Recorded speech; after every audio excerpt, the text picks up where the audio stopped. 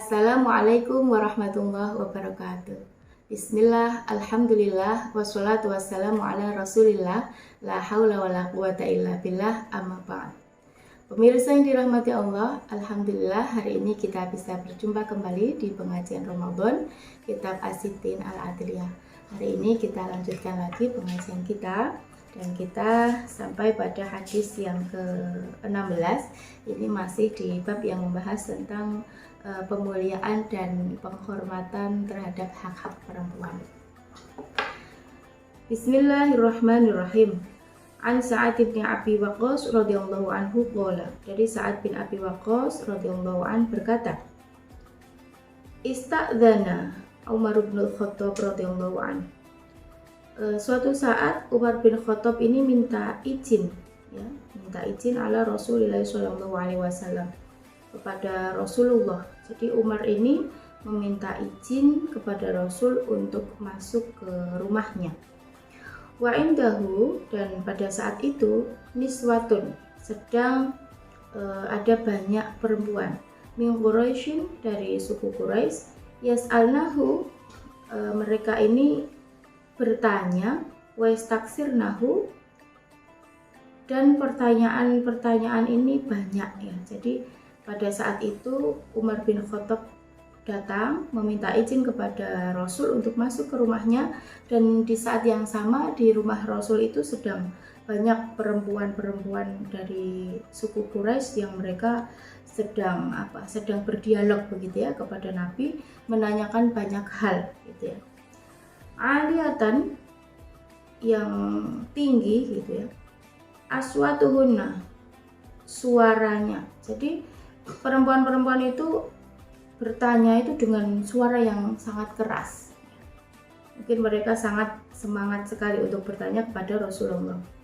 Aliyatan aswatuhunna, dengan suara yang keras, yang tinggi, ala sautihi, dibanding suaranya Nabi. Jadi kalau dibayangkan nih, mereka sedang berkumpul bersama dengan Nabi. Mereka bertanya tentang banyak hal dengan pertanyaan yang bermacam-macam, dan suaranya itu keras sekali, bahkan suaranya melebihi suara Rasul ya. Kalau istilah Jawanya mungkin bisa disebut dengan teng celebung gitu ya. Banyak sekali, dari sini tanya, dari situ bertanya. Falamasta'dana Umar, jadi lalu ketika Umar minta izin ya, tabadarnal hijab, mereka para perempuan-perempuan itu ya segera masuk ke dalam hijab. Jadi hijab itu dalam artian hijab itu pada saat itu adalah tirai atau satir atau penghalang sebuah rumah. Jadi kalau zaman dulu itu desain rumah itu kan sangat sederhana ya, termasuk rumah Rasul.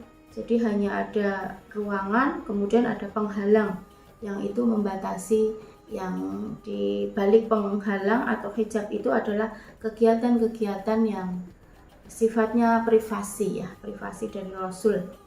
Nah, ketika Umar itu datang, para perempuan yang tadinya itu semangat sekali bertanya kepada Nabi dengan suara-suara yang tinggi, dengan pertanyaan-pertanyaan yang banyak itu, tiba-tiba itu segera masuk ke dalam hijab, masuk kepada ruangan yang sebelah gitu ya.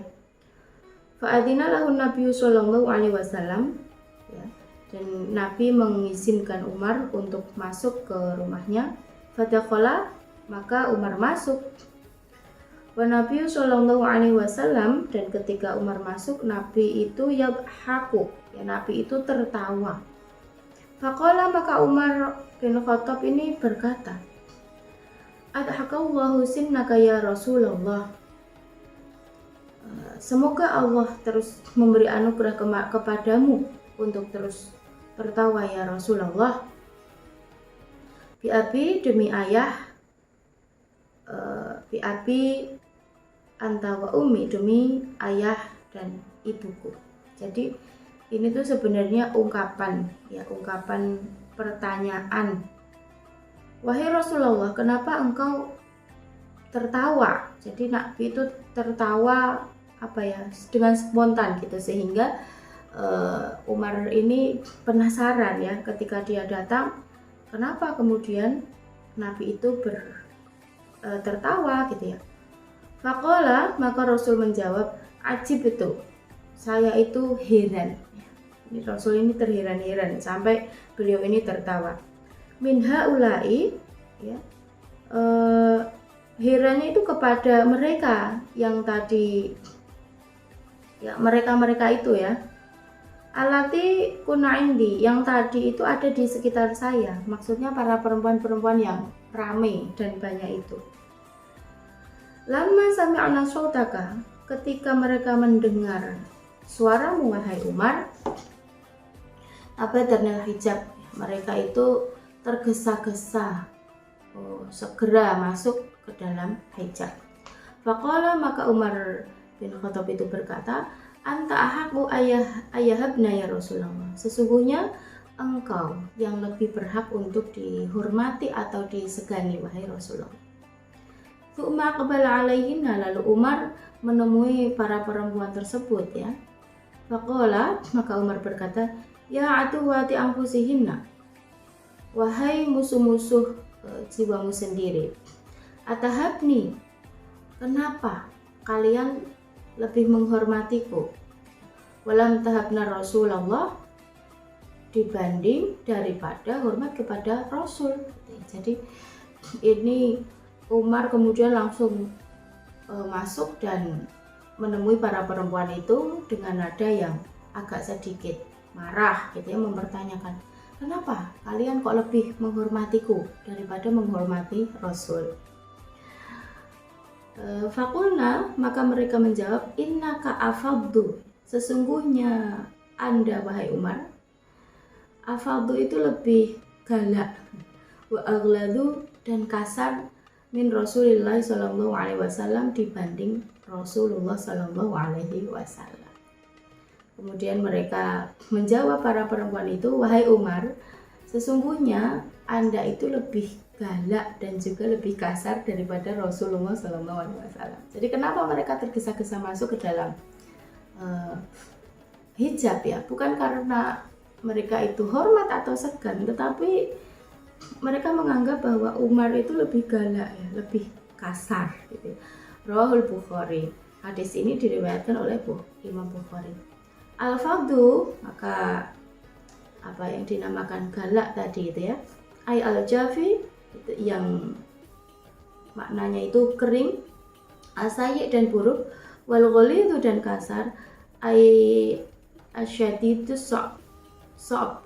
Jadi al-ghalidhu kasar, ya, asyadid itu keras, as-so'ab itu susah. Wahia khilafur raqiq latif, dan itu semua sebaliknya dari lembut dan tenang. Jadi ini satu kisah yang cukup menarik ya, menceritakan ketika Umar bin Khattab ini hadir di rumah Rasulullah, ada sekelompok perempuan yang mereka sedang berdiskusi, menanyakan banyak hal kepada Rasul, dan yang tadinya itu mereka nyaman-nyaman saja, ketika mereka mendengar suara Umar datang dan minta izin untuk masuk, mereka segera ya masuk ke dalam hijab. Nah, ketika itu Umar bertanya, kenapa kalian lebih menghormatiku daripada Rasulullah? Apa jawaban mereka? Bukan karena itu sesungguhnya ya, tetapi karena Umar ini lebih galak dan juga lebih kasar. Jadi mereka tidak menyegani, tetapi ya mungkin tidak suka begitu ya, takut.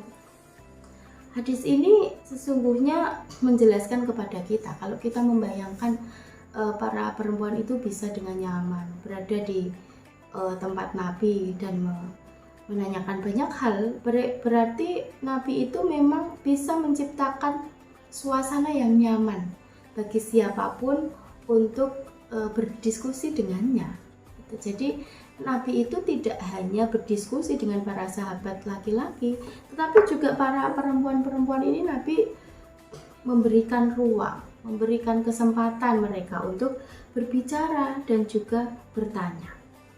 Nah, dari hadis ini kita bisa memetik makna bahwa kalau Nabi memberi kesempatan kepada perempuan untuk berbicara, untuk berdialog, untuk menyatakan pendapat mereka, nah maka kita juga harus mengikuti itu.